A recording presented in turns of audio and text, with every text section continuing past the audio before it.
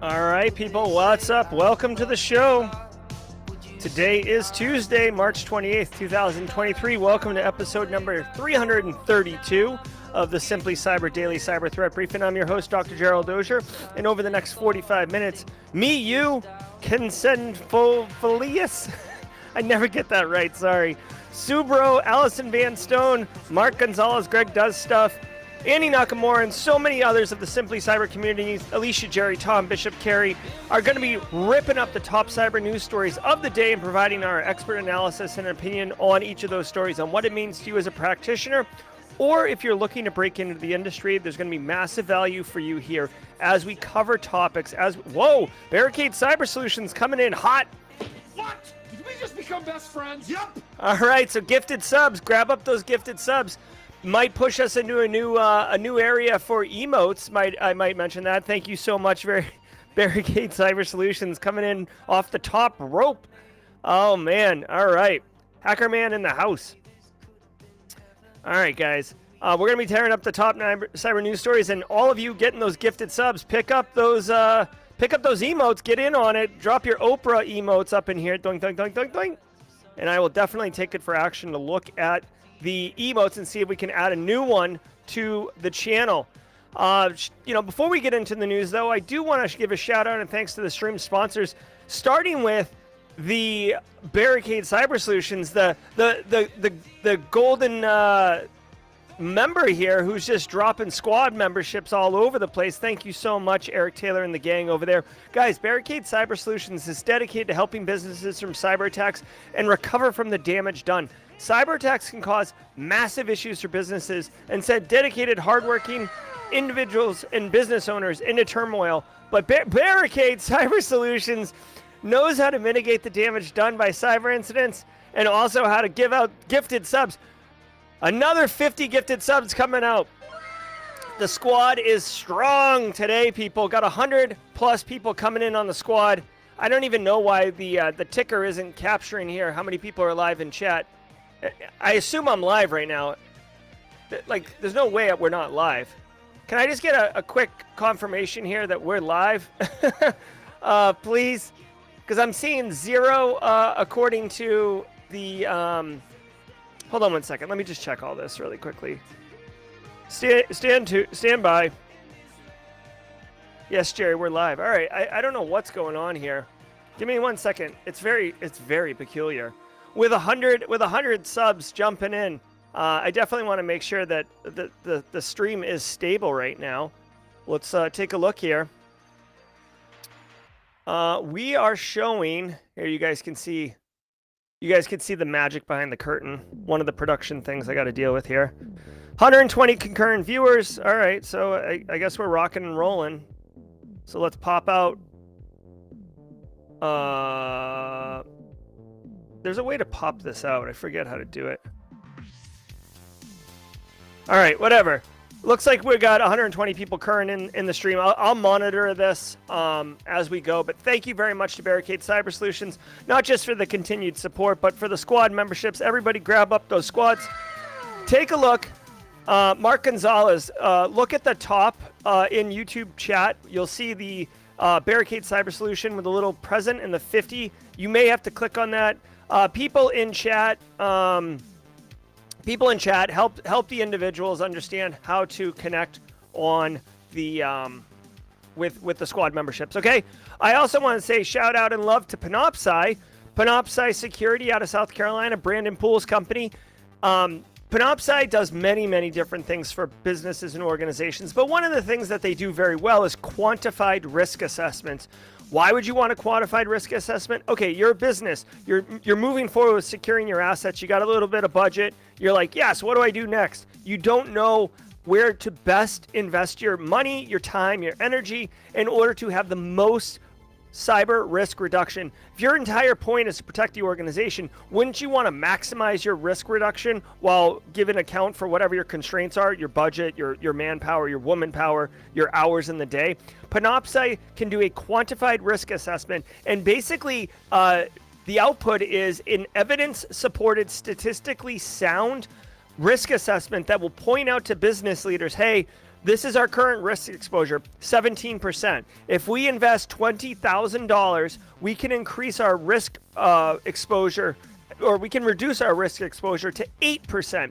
Is that worth 20 grand to you? Then it becomes a business decision, not some subjective heat map where the CISO is just saying the sky is falling and the CFO hasn't really felt the burn yet, so they're not subscribing to that methodology, right? So holla, holla, holla. I also want to give a shout out and thanks to XM Cyber, but we'll talk more about them at the mid-roll.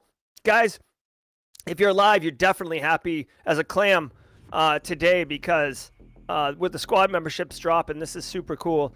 If you are interested, each episode of the Daily Cyber Threat Briefing is worth half a CPE, so be sure to say what's up in chat. Maybe use one of your new fancy emotes, your squad emotes, to say what's up in chat. I will use an I heart NIST because I do heart NIST. All right. If you're live, I love it. I can't really see how many people are live right now, so I'll just depend on all of you to tell me. I can't see how many people are linked in, are coming in live. Everybody on YouTube chat, let me know if you're seeing people on LinkedIn, or I guess if you're watching this on LinkedIn, holler at me and let me know. I see 161 concurrent viewers on YouTube at least. Peter McKinnon's live in chat. My man. Love me some Peter McKinnon. Guy's busting his hump. Also, by the way, if you are interested, this is a very niche thing, but if you're interested in getting hardware, switches, and routers, networking gear for a home lab, like a real industrial home lab, remind me during the jaw jacking segment at the end of the show, and we can bring that up. All right, guys. Final thing I want to say is Team Replay, drop those comments. Hashtag Team Replay. I love engaging with you guys, seeing what your thoughts are on the different stories. Also, oh my God, Eric McKellen. It's going to be one of these days. Eric McKellen with the gifted subs. Thank you so much, Eric. What? Did we just become best friends? Yep. 105 gifted subs dropping in chat live today. Tuesday. Who knew Tuesday was going to be this hot? Hot, hot, hot, hot. All right, guys. If you're a passive observer lurking in the background, take a minute, collect that gifted sub, become a squad member, and say hashtag passive observer. Let us all welcome our passive observer community members into chat. Guys, sit back, relax, and let's let the cool sounds of the top cyber news wash over us in an awesome wave. I'll see you guys at the mid-roll. It's cybersecurity headlines. It's Tuesday, March 28th, 2023. Pinduo Duo malware confirmed. Last week we covered that Google suspended the app of the e-commerce giant Pinduo Duo from the Play Store over alleged malware in the app available on other platforms, not on the Play Store itself. Now the security firm Lookout confirms that version of the app on third-party markets exploited a known privilege escalation flaw. The app used this to download and run code on the device. Researchers said the app could add widgets, track usage of other apps, see notifications, and access location information. The malicious apps were signed by the same private key as the version on the Play Store. Okay, so no surprise here. Okay, no surprise here. We saw this story just the other day. With a huge, massive Chinese app company. Google ripped out the app from the store. Also, Google sent a notification via Android to all users that had the app installed, saying that it was potentially malware and that they should uninstall it immediately. I had mentioned like, oh, okay, like, is this part of this conflict between China and, the Five Eyes and all this? Well, surprise, surprise, as it's not a surprise. Google would not have taken that extremist step unless they had evidence to support it. You could see that they actually did malware analysis, reverse engineered the binaries for the APK file, and noticed that there is some malicious behavior, some unusual behavior. The word Lucifer is in here. Just because Lucifer is a synonym for the devil does not mean that this is evil. You cannot equate, like, this could have just as easily said Saint Michael. Okay, so it's just a string inside of a software. Okay, so like, don't get wrapped around that, Axel. It is interesting that it had malicious payloads. It looks like it was sucking up some data, accessing Wi-Fi locations, usage stats of installed apps. Guys, when Charles Finfrock was on, and there is a crypto story coming up, so I'll save the sounder for a second here. When Charles Finfrock was on, he actually pointed out, he's like, look at TikTok and a regular user. You can install TikTok, never open the app, and it harvests gigabytes of data. And, that sounds very similar to what's happening here, right? It installs widgets automatically. It tracks your usage of other apps. So not good, guys. Not good. I'm glad that Google caught this. It was exploiting a zero-day vulnerability in the code, which is even more malicious, right? So not only is it a malicious app pretending to do one thing, but actually doing something else, but it's also exploiting software on your device to clearly do more than what it was designed for. What's interesting? It's like this is espionage, wholesale espionage. And the really interesting thing is, like, this is still not considered unacceptable or an act of war or anything like that. It's crazy, guys. It's basically wholesale spyware deployed. Now, the final thing I'll say is it's not just for United States, right? Because anybody could install this, anyone in the world, and Android has the largest footprint. If you didn't know this, at least a couple years ago, Android had like 80% of market share of mobile devices in the world. I know personally, I feel like, everybody's got an iPhone, but that's like in the US.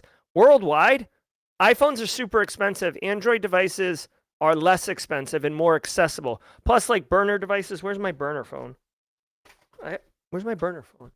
Like burner phones, right? Like you can get a burner Android phone on the cheap, right? You don't have burner iPhones. So the footprint, the opportunity there for China to wholesale suck up data is good. Now, I say China, in all fairness, I should say this company, right? This company could have been operating outside of the awareness and endorsement of the Chinese government. So I will give them that, I'm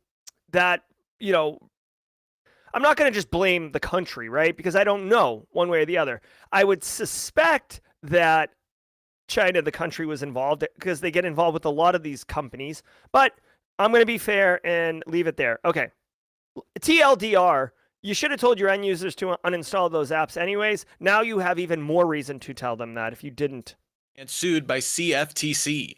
The U.S. Commodity Futures Trading Commission filed a lawsuit against the crypto exchange Binance and its CEO Changpeng Zhao. The filing claims Binance regularly broke derivatives rules, failing to register with the agency for several years. Other violations include instructing customers to use VPNs to obscure locations and directing users to open accounts under shell company names.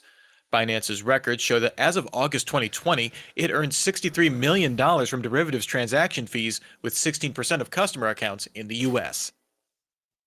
All right. Well, first of all, I'm a crypto evangelist. I love it, love it, love it. All right. So Binance, guys, if this isn't really a cybersecurity story, so I'm going to spend very little time on this. CZ, the guy who runs Binance, with Binance is basically like, TD Ameritrade or Fidelity, except it's for crypto only. It's an exchange that allows you to, put money in, buy crypto assets, trade crypto assets, all these things. And they get paid because they run the platform on transactions, right? They also have a ton of investment in cryptocurrencies on the platform as well. Okay. When FTX collapsed, CZ, everybody was like looking at Binance and they're like, how are you not any different than FTX? And this guy did like a media tour and he's like, oh no, we're super cool. We're super legit.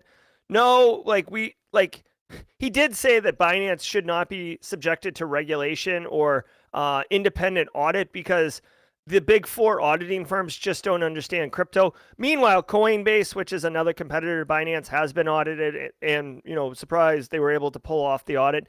Binance also isn't registered in the United States. I'm not even sure exactly where it's registered.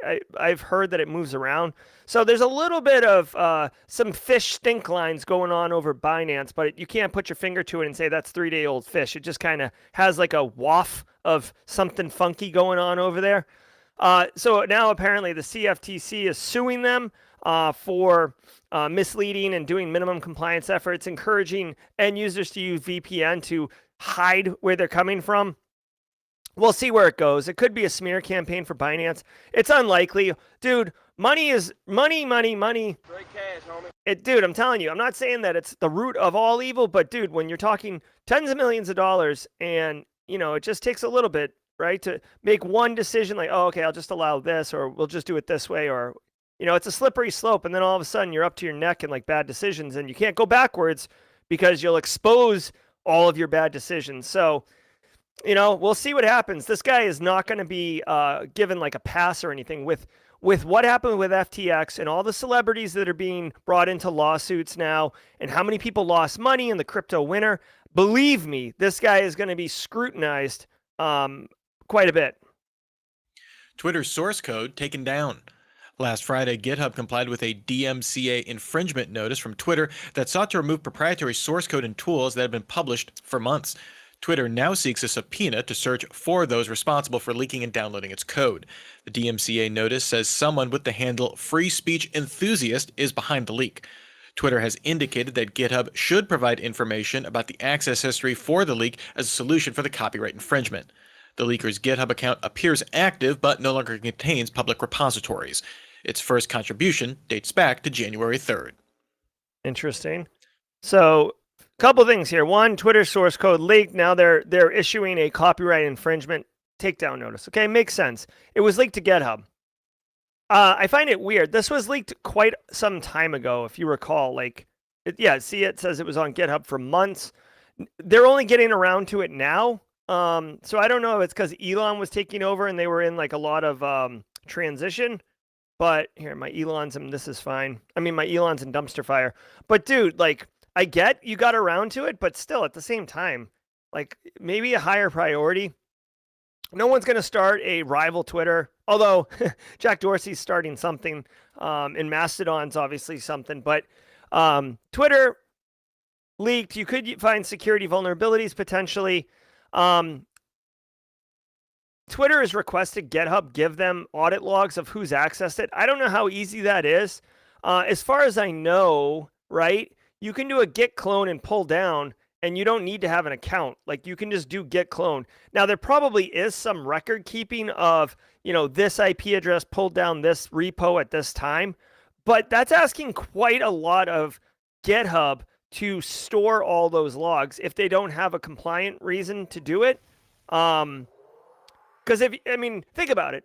It's obviously easy for them to track who downloaded what, but from a Straight cash, homie. someone's got to pay for the storage space. Someone's got to, why are you keeping the logs? Is there any reason to keep those logs? Probably unlikely, which means that if Twitter's saying, show me who downloaded it, Microsoft, who owns GitHub, is going to be like, we can't show you that because we don't have those records because it doesn't make any sense. So, I don't know. Your mileage may vary, but it just seems really, getting around to it, Twitter. You know what I mean? I don't know. Almost like the lawyers were on like a sabbatical for a few months, right? Like they were at B-Sides Cayman and they had a couple too many mojitos and they were like, you know what? We'll get to it when we get to it, okay? So again, this is kind of a light news day from a cybersecurity perspective. So I am trying to spice this up as best I can, especially with 105 gifted subs dropping. But the only reason that this is a concern for Twitter, I would think it's because, competitors could know what they're doing. But in reality, security researchers and threat actors could look for vulnerabilities in the code and then exploit it. Linus and YouTube's hacking problem. YouTube channel Linus Tech Tips and two other Linus Media Group YouTube channels suffered account takeovers last week, with the attacker able to livestream crypto scam videos, change channel names, and delete videos. According to channel owner Linus Sebastian, the attacker sent over a PDF that someone in Linus Media Group's team downloaded because it looked like a sponsorship offer. That PDF included malware that accessed all user data from both their installed browsers, including session tokens, which gave the attackers an exact copy of the browsers they could then export without needing security credentials. This seems to be an increasingly common occurrence. The Verge found similar account takeovers with the same scams in seconds. Sebastian said YouTube needs better security options to change key channel attributes like re-authenticating credentials to change a channel name. Sebastian also called out YouTube to make account recovery more transparent to creators and to be more responsive to smaller channels. And now a word. Yeah, so many of you saw this Linus Tech Tips. TCM did a video on it. John Hammond did a video on it. John Hammond actually got involved with the Linus Media Tech team, talked to the CTO and stuff like that. So this is an issue. Really quick, if you see a channel doing a live stream and it's Elon Musk and Jack Dorsey, it's like a really recognizable video that these threat actors keep using, and it's about crypto, and they basically try to trick you into doing crypto. Go watch TCM's video on it. You may want to educate your end users, possibly, depends if you're feeling it or not, educate your end users that this video is a scam, right? Because every time you see it, all of the threat actors are using the same video. Now, Linus Tech Tips, obviously 15 million subs on YouTube. He probably has a red phone in his office that someone on YouTube is standing on the other side of that he can just pick up and someone on their side picks up. So, you know, if my channel got hacked, for example, I don't know what I would do, frankly. But guys, malware laced through a PDF as a sponsorship offer. This is a social engineering attack, and it's, you know, quite real. I get sponsorship offers sent to me via email from random companies all the time. You know what I mean? How are you supposed to know? Now, I will say this. If it's a PDF, right, it's not like PDFs are radioactive nuclear anyways. The PDF had to have some type of code base to run in it. Either it exploited the reader on the device, or it the user had to click something to execute some code or something like that. So it's not just like you open a PDF and you're owned, right? So there was probably a little bit more to it.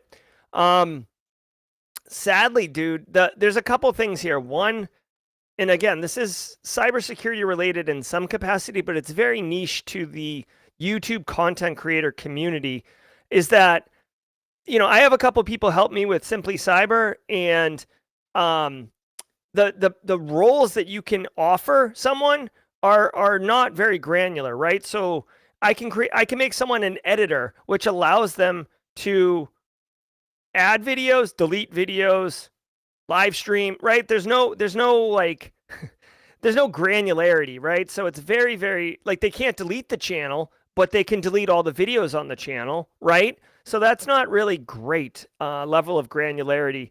And I can really empathize and, you know, feel for the YouTube content creator community personally, because, you know, I am one of them, to know. Because here's the thing, at the end of the day, as this channel grows, as it scales, this guy's got 15 million subs. He makes like $400,000 a month just in ad revenue, okay? He has an entire team of people that work for him. He can't be expected, Linus, to be the only one with access to the YouTube channel. That would be stupid. It would be such a choke point. You wouldn't be able to do it. So then you have to start coming up with creative control solutions, right? Like, here's the thing, even if you change passwords every single day, this hack still would have worked, because the current logged in user would be logged in and the session tokens would have been ripped, and the threat actor could take advantage of it right then, right? So even that level of ridiculous security isn't going to work. You could have a separate computer, right? Like, this is like an extreme. Here's one computer for doing all the YouTube stuff, and here's one computer for doing all the business stuff. That is expensive, and it's very full of friction, right? Because now you're operating two computers. You go on travel, you got to bring two computers. It's a hot mess on fire. So I don't know how to solve this. I will tell you that YouTube is, from my opinion, YouTube is very serious about the competition from Instagram and from TikTok and all these other things, which is why you're seeing the rollout of shorts and the rollout of podcasts right now. So YouTube's quite interested in making sure that content creators are protected. And when one as large as this gets hit, it resonates with the community. So hopefully this is a good, you know, if you've ever worked in cybersecurity, like, you've probably heard this phrase, but if you're new here, this is a good one to write down. Never let a good incident go to waste, okay? Or never let a bad incident go to waste, however you want to look at it. This sucked for Linus. He got it all straightened out, so the impact was minimal. but it's an opportunity for us to do lessons learned and do process improvement and hopefully increase and strengthen the security of the YouTube content creator platform. Our sponsor, Trend Micro.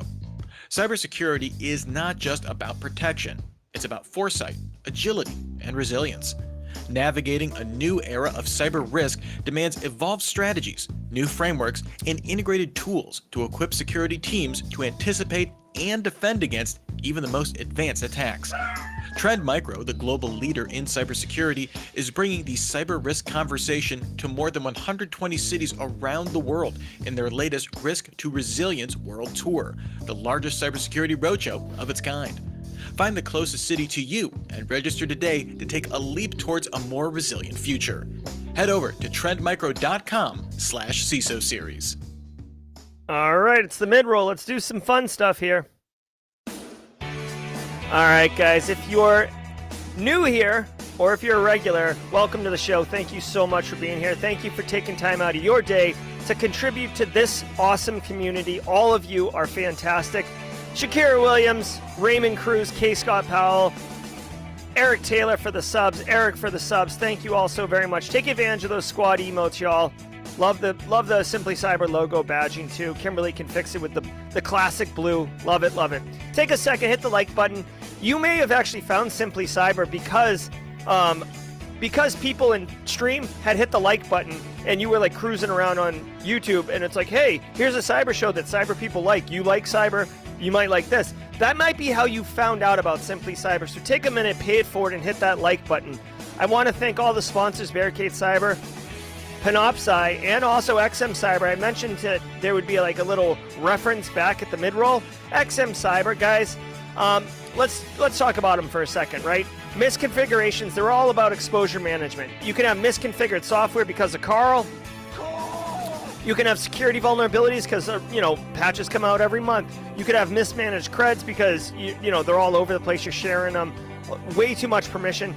Other exposures, especially in a hybrid network where you have cloud and on-prem, which is very, very common today. Look at your O365 and G Suite situations.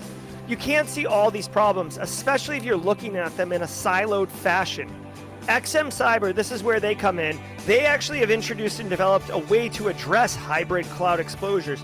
So instead of looking at, your issues in silos, they can combine all of those areas, disparate, fundamentally distinct areas, into an attack graph to allow you to proactively uncover hidden attack paths and gaps in your security control approach across your cloud all the way into your on-prem network and allow you, this is the most important thing, to pinpoint and prioritize where the choke points are in your issues, which ultimately allow you to do your most cyber risk reduction, the most expedient way. So instead of patching all the things, which is not possible, you can focus on where the key junctures are and harden those, patch those, make sure that those are tightened up, and really, really reduce your attack surface, which is really the key of what they're trying to help you achieve. Visit xmcyber.com.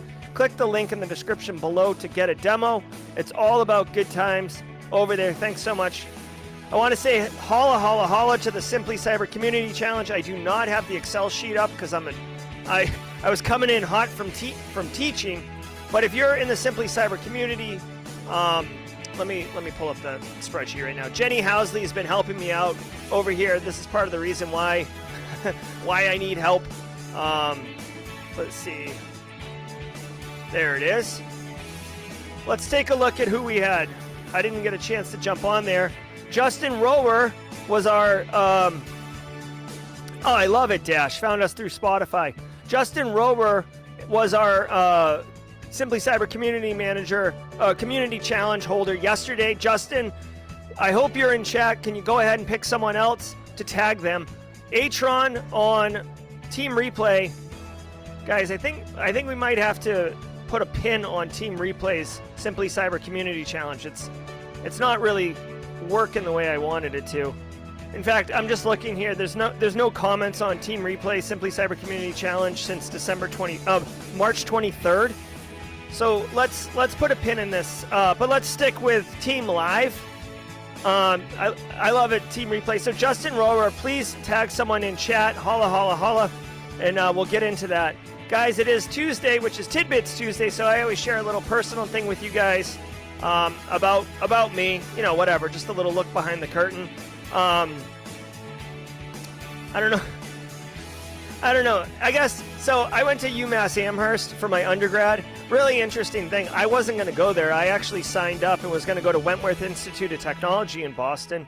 And then, like, at a last minute, I applied to UMass Amherst because my buddy at school was going to UMass. He's like, hey, we could room together. I was a complete idiot, by the way. Like, when I was in high school, I thought I had it all figured out. Total dummy. Got into Wentworth. I was like, oh, I'm good. I don't need to apply to other schools. Last minute, applied to UMass Amherst.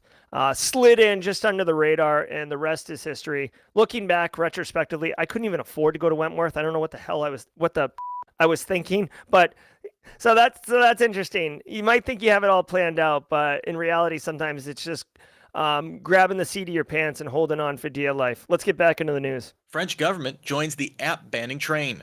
The government of France announced a new policy that bans all recreational apps from government-issued phones. The country's Minister of Transportation and Public Service, Sebastian Guerini, said no apps in the category showed robust enough security for government devices. So, yes, this does include TikTok. The policy does provide exceptions for apps needed for official communications. The policy provides no clear timeline for actually removing the apps. This comes after several other nations have banned TikTok on government devices in recent weeks. All right.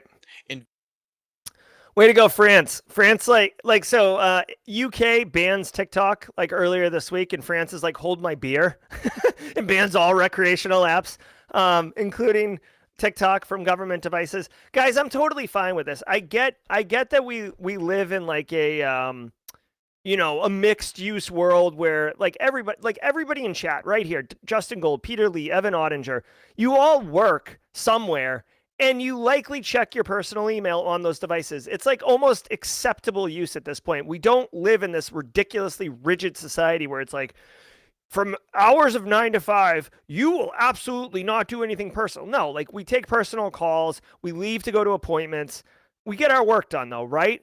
Well, on government devices, this mixed use introduces attack surface, and when you install something like this app from the Play Store, the Chinese app that was found to have malware, or when you install Plex server on your work laptop and it leads to the LastPass major data breach, that's the problem. So one way to control this issue is by saying, listen, here's a government device. It's a work device. You're not allowed to install it. For all intents and purposes, it might as well be a desk phone at your desk. Okay? So don't use it for your own personal uses. Or you can use it, but you have to do it within this constraints. I spent all day lecturing at the Citadel today on policy of all things, which I tried my best to make as fun and as possible. But guys, policy is policy. This is a wide-reaching, overarching policy that is designed exclusively to protect the government. Okay, I have no problem with this. I do like hat tip to France for telling the rest of the world to hold my beer as they implement their own government device controls. The only thing I will say about this is twofold. One, the government better be issuing devices then to their end users, because most governments do, but like a lot of businesses, smaller businesses, right? Which I've worked at, small businesses, they'll be like, hey, we'll either like we'll give you like a stipend for your cell phone use, so you get like $50 a month to go towards your cell phone, but everybody just takes the money and puts it in the bank and doesn't even think twice about it. Or like, hey, like, you have to use your phone, and we need you to install the Microsoft Authenticator app or some type of multi-factor authentication app, and we're going to send you emails. You can install Outlook on your phone and get your work email, but it's your phone. Businesses love this because they don't have to foot the cost of the IT infrastructure to maintain the devices, the system lifecycle. 3 years, you drop your phone in the toilet and they got to replace it. No, none of that. That's all on you. So the CFO is like, yeah, boy. Straight cash, homie. CFO is loving life, but at the same time, when you do that, yes, you're saving money, but you're also giving up the ability to control what is on those devices and how those devices are used. So when you're going to ban all rec apps, you've got to issue the phones from the organization itself. That's all I'll say on that. But, look for this. Nvidia comes down on crypto. Over the past several years, the chipmaker Nvidia has shown a mercurial relationship with cryptocurrency. On the one hand, demand for GPUs to mine cryptocurrency fueled its revenue. On the other hand, it taxed GPU supply for other uses, like gamers, resulting in the company producing cards designed for inefficient mining. However, CTO Michael Kagan made their position a little more clear in an interview with The Guardian, saying crypto doesn't bring anything useful for society. AI does. This, of course, comes as, in recent quarters, Nvidia's data center and AI-focused business unit generated more revenue than its gaming GPU division. Okay. Wow. Okay, so two things. One, Nvidia is well known for making the graphics GPU cards, right? It's basically to offload processing of intensive graphics, 4K, 8K, 64K, like so many K, right? So, but during the big crypto boom, you can use those to mine quite well. So then there happened to be this like run on the market for graphics cards, and then people who enjoyed playing video games couldn't get the graphics cards.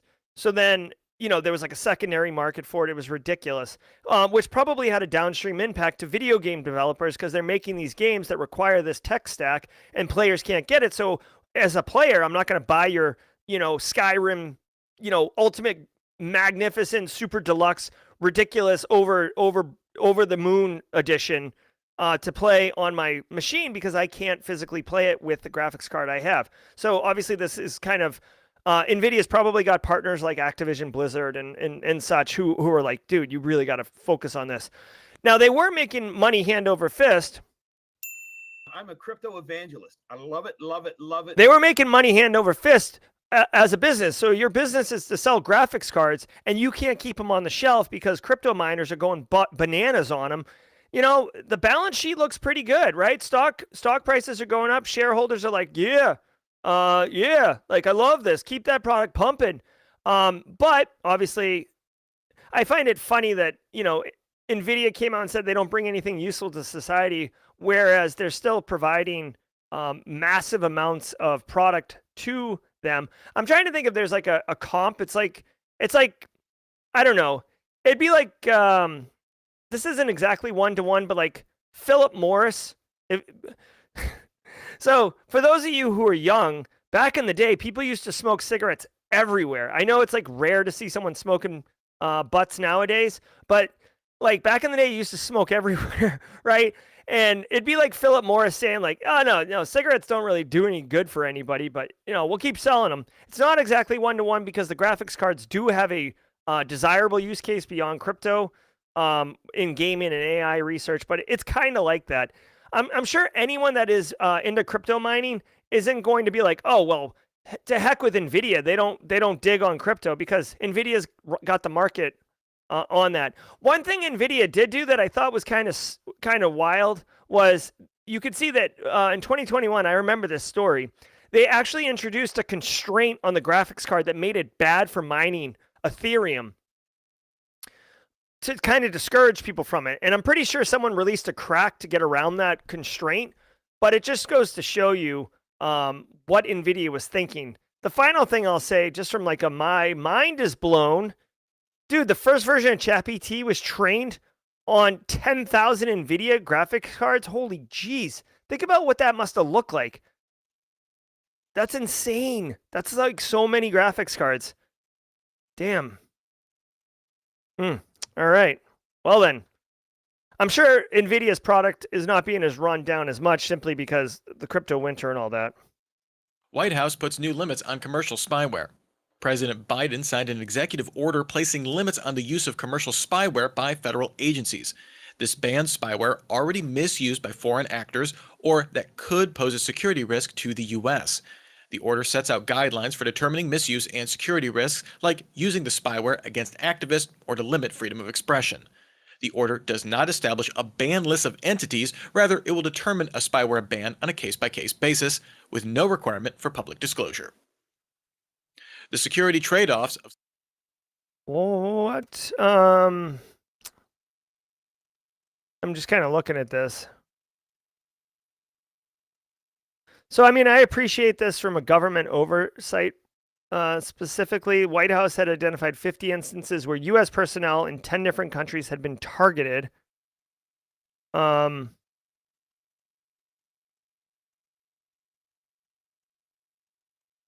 So this makes me think of Pegasus spyware. I'm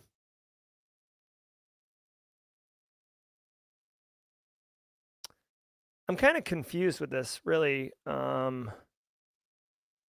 The administration officials stressed the order is partly us getting ahead of challenge posed by spyware, as there have been no concrete, consistent standards across the U.S. government. We will lead by example. So the Pegasus spyware, very, very successful, done by NSO Group, and it was being abused, no surprise, by people in power of dissidents, investigative journalists, and competitors challenging them for power. The U.S. wasn't doing that. Now, the Biden administration's come out and said that they're going to limit the use of spyware in federal government, basically to control it and make sure that it's not being abused. Here's my thing, okay? First of all, why does this? Hold on, I want to get more in frame here. First of all, why does this need to be made? Like, why does he have to sign an order in place? Isn't there already like tons of like you're not allowed to like wiretap U.S. citizens for no reason. You're not allowed, like the Fourth Amendment, you're not allowed to search and seizure. Like, I thought that there was really well-defined law already on the books about not spying on citizens. So unless they're talking about spying on non-U.S. citizens using spyware, then okay. But I mean, that's what espionage is, right? I mean, that's what first world power countries do. I'm a little confused, frankly, on what this is. What is the underpinning of this? What is this targeting? What are we doing here? Because there's already legislation. We despite us wanting to be like the gold standard for the world, we commit espionage just the same as other countries commit espionage. And we use technology and services in order to achieve those objectives. So I don't know. I guess I can't really comment on the story because it confuses me a little bit. But I mean, it's certainly related to the abuse of Pegasus spyware. I just don't understand this. I guess I'd be curious, in chat or in comments, let me know what your thoughts are on this particular story. I'm kind of stymied on an independent thought on. I'm confused, frankly, on it. Splitting TikTok. In an editorial on TechDirt, former head of trust and safety at Twitter, Joel Roth, outlined the potential cybersecurity repercussions if the U.S. allows TikTok to operate under its Project Texas plan. This would effectively separate U.S. TikTok users, ostensibly making their data inaccessible to its parent company, ByteDance. Roth points out this will limit the ability for a US-based TikTok to find and shut down influence operations on its network, as it would only be able to work from a limited set of user signals to analyze. Roth distills the problem down to establishing geographic limits around a problem that does not respect geography. Right now, TikTok operates with 1.5 billion global users, but a US-only TikTok would only have about 10% of that. Be sure to... Yeah, but I mean, okay. So I think a US-based TikTok isn't going to, again, this isn't really cybersecurity. This has to do more with the macro level about, whether or not TikTok is, stealing information, siphoning the data off for long-term espionage purposes, making AI bots of US citizens and stuff like that. Doing it just as a US-based thing. Let's think about this for a second. All right, let me get my little tinfoil hat here. By the way, let me do this. Tinfoil hat. Okay, let's play it forward. You are TikTok, right? And you are let's just pretend that they are, the whole thing is really just to manipulate US citizens, potentially push disinformation. I saw articles about, if a user is 13 years old and female, that the algorithm is pushing suicide and incel type content to them. Allegedly, I just read an article. I didn't fact check it. Okay. So that type of control is interesting. And if you separate it from US based to the rest of the world based, you still have the ability to control that. So there's no negative impact to the underlying objectives of the organization TikTok, right? You're still able to siphon all that data. And if you think about the user experience, guys, I don't know about you, but like when I go on social media or whatever, I've got the people that I talk to, and yes, there are some UK people I follow, some Australian people I follow, and stuff like that. Chris Rock, famously Chris Rock. The guy's so funny. But most of the content is US based, right? Or, North America, right? So I don't think from an end user experience, you're going to be like, oh my God, this platform's just changed. It's totally not the same anymore.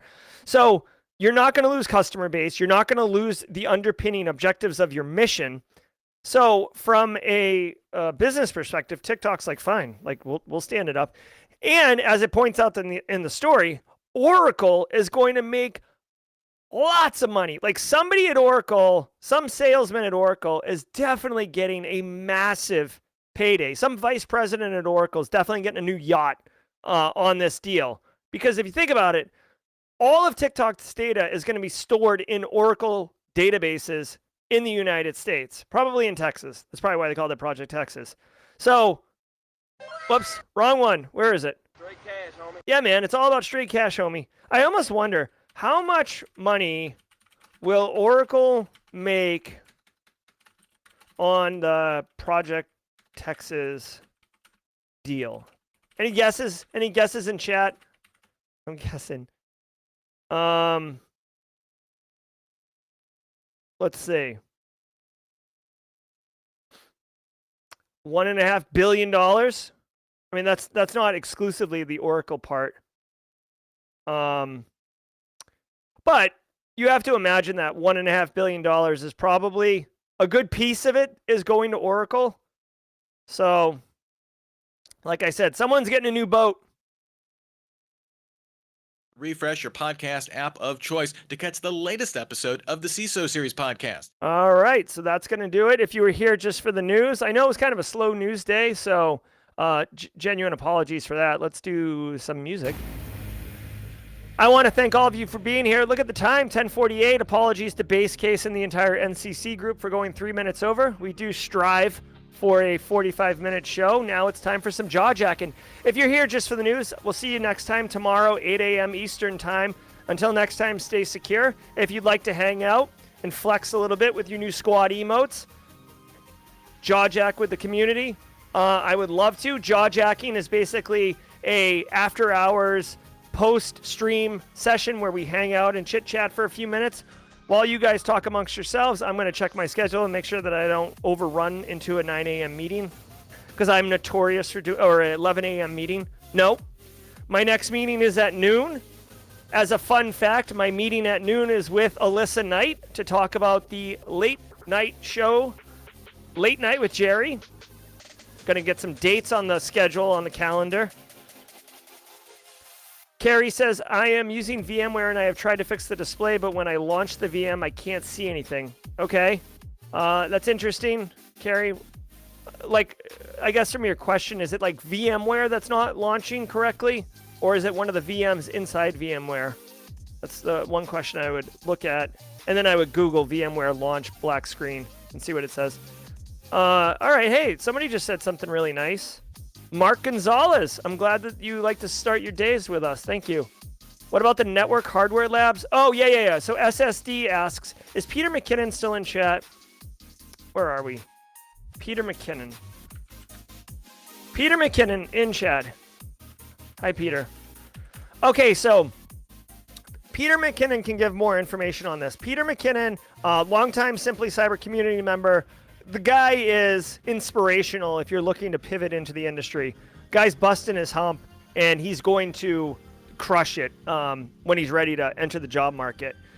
He contacted me with, he's got like a bunch of networking gear, like physical networking gear.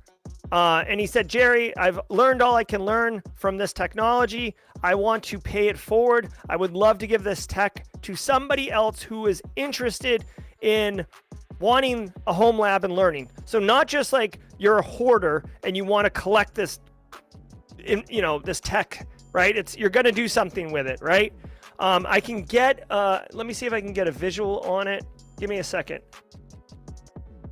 I do love me some Peter McKinnon. Peter disappeared from the community for a while, and I like hunted him down. Okay, here you can see it on chat. This is his tech stack. We see a Catalyst 2000, Catalyst 3560, 3750, 3750, 2950, and then the racks at the bottom. Don't worry about those. I think if I had to guess, it's really the Cisco gear on the top of that graphic that you'd want. So DM me in chat or whatever. I almost think, I mean, maybe he could ship it anywhere in the world. You'd have to pay shipping costs. Obviously, this is very heavy equipment, so it's not going to be free $99 in order to ship it. But I just want to share that with you as something. Hit me up on Regine Franklin. Go to the Simply Cyber Discord server, !Discord in chat, and I will introduce you to Peter McKinnon, who's also on Discord, and we can, you guys can have a conversation. The idea here is that this technology is going to help somebody further their professional development. Okay, so hit me up in Discord or go on the Simply Cyber Discord channel. Check mod chat. Hold on one second.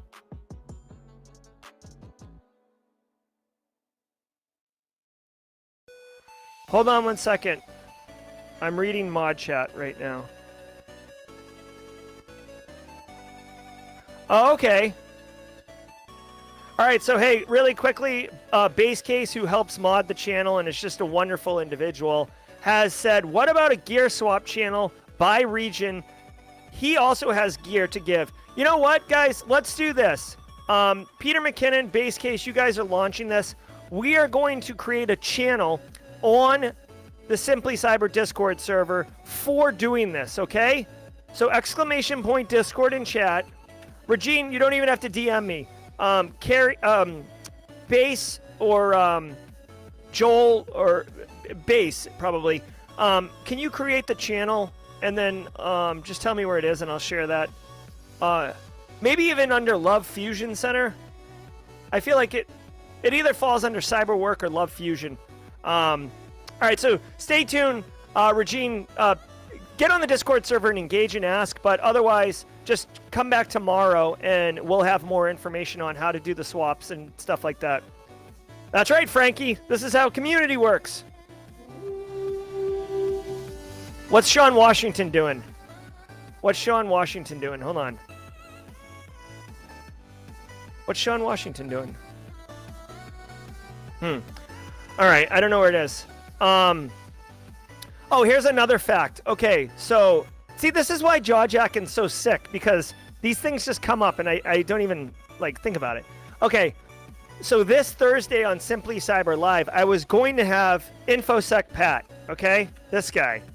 If you know him, you know him, and if you don't, it's worth checking out. Okay, InfoSec Pat.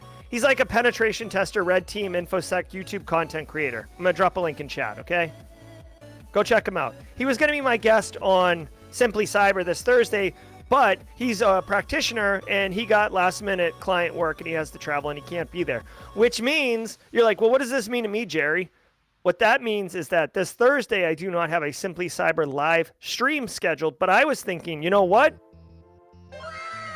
How about a Simply Cyber Con update meeting, right? Like let's talk about what we've done, like where we're going. Very transparent. Some of the organizers, like myself, Base, Joel, Aaron, Kimberly, Allison, we've been doing some stuff on the side, but I think it would be beneficial for the community and for ourselves, frankly, to stay on schedule, to have a live stream and talk about what we've done, what we're doing, get some input from the community, and keep moving forward. Oh, Sean's got a phone interview scheduled? Awesome, Sean. Go crush it. Crush it, crush it, crush it. Actually, Sean.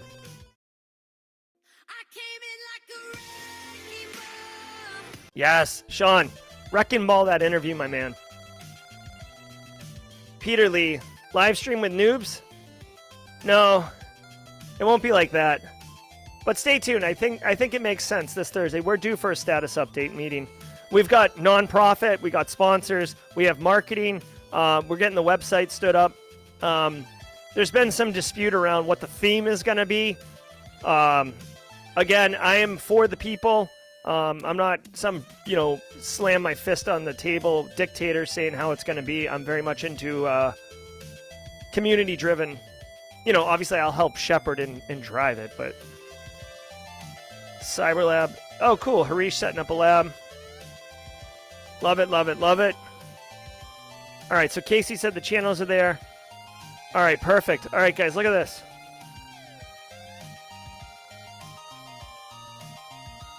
Base, you gotta put some. I'll do it afterwards. You gotta put some emote in the front, dude. You know I'm loving my emotes. Here, let's do this. I'm gonna show you guys really quickly on stream here. Do do do do do do. All right, hold on. Oh, actually, you know what? What am I doing? Let's get some Jonathan Bell up in here.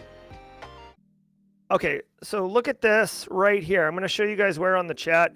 And Peter McKinnon, hopefully you can giddy up on that. Whoops. And Regine, you can. Okay, so check it out. All right, so this is what the Discord server looks like. Okay, you guys see right here on the Love Fusion Center, which is one of the categories on the channel, there is now GearSwap North America, GearSwap Euro, GearSwap Rest of the World. This is where you can go to share or find gear and set up those kind of transactions. Thank you very much, Casey, for that. Oh, thank you, Casey. Making sure that I feel like I'm still contributing. Because I'm Michael Scott up here, just kind of like bumbling, bumbling about. I know this is a USA stream, but recommendations for companies in Canada. I mean, look for the. It depends what you want to do, but look for professional services company, right? There's like probably a Deloitte Canada. There's probably a Booz Allen Canada. Look for those. Okay.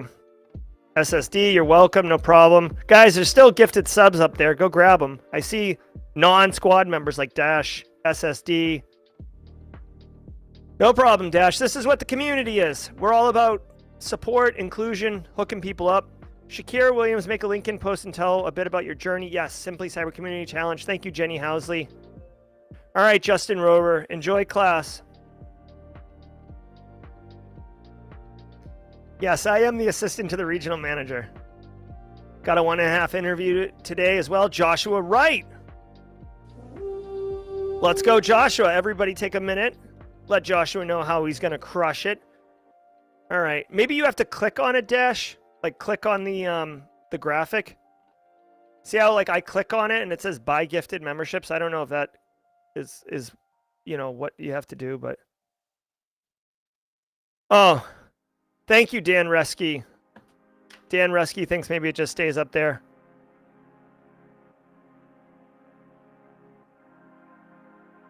So stay tuned. I'll have an update for you guys. Oh, hey, here's like a fun update. I only have 1 cup of coffee today. Tomorrow I will be trying another one of those coffees that the coffee roaster sent me to want to collaborate with me. I think tomorrow will be espresso. So tomorrow could be a spicy news day, possibly. Also want to say shout out and love to ACI Learning. They sponsor the Worldwide Wednesday around the world segment of the daily stream on Wednesday, and they've renewed for 3 months. So appreciate the continued support. My shed, the outpost, the cyber dungeon, whatever you guys want to call it, the hive, the command center. That was supposed to be delivered tomorrow, and I had to reschedule it because it's been raining here in the low country. And guys, when they bring this shed, it's going to, I understand it's going to destroy my lawn. Like I fully have accepted my lawn's going to be destroyed, but if it's too soft, I'm actually afraid that it's going to get stuck, and then I'm going to have a big problem. So I've pushed it a week, which like also changes everything. I have to like tear my fence down and rebuild that. So like that changed all that. My neighbor's putting his dog in a kennel. It's a whole thing. So yeah, tomorrow will be a 45-minute show in 15 minutes. It'll be the fastest 45 minutes of the day. Oh, coffee mead. Nice, Casually Joseph. I like it. Coffee mead. That sounds like basically like homebrew 4 Loco. Right? It's like you get wasted and you're just like full of energy, so you can't slow down. Thank you, base case. Yes, I am that neighbor. Hey, I'm just gonna need to tear your fence down for a day. It won't be a big deal. For what it's worth, I'm rebuilding my neighbor's fence as well. At least the part I'm ripping down. So this music's good. I like Jonathan Bell. This is good. All right, guys, where are we at on time? A couple minutes over 11. Seems like a good time to segue out. Guys, I want to thank all of you for being here. Genuinely appreciate what you do. Guys, go forward, have fun, crush it today. Stay tuned tomorrow. You should be getting the threat intel from Codename Purple. We'll see you guys tomorrow at 8 a.m. Eastern Time. All the best. Be good. Crush all your interviews. And we'll see you tomorrow at 8 a.m. Until next time, stay secure. Yay!